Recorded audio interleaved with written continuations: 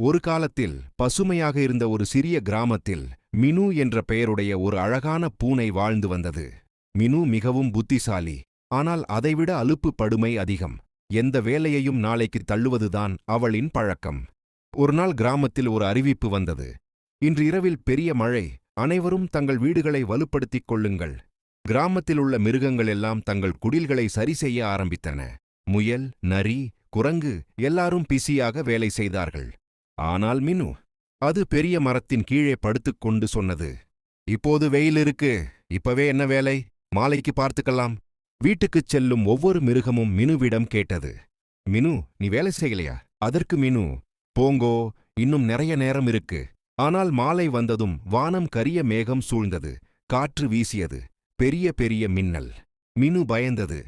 ஐயோ, இப்போதாவது வீடு சரி செய்யணும் என்று ஓடிப்போனது. ஆனால் மிக நியூஜாகிவிட்டது. மழை கொட்டித் தீர்ந்தது. காற்று பலத்தது. மினுவின் வீடு முழுவதும் அடிபட்டது. அது நடுங்கி நடுங்கி ஓடிக்கொண்டு முயலின் வீட்டுக்குள் புகுந்தது.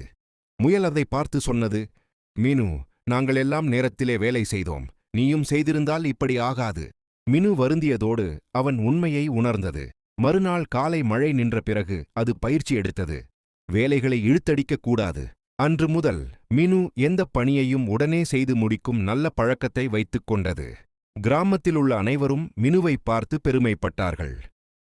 கதையின் நெறி, மோரல்: இன்றே செய்ய வேண்டியதை நாளைக்கு தள்ள வேண்டாம். நேரத்தை மதித்தால் வாழ்க்கை பாதுகாப்பாகும்.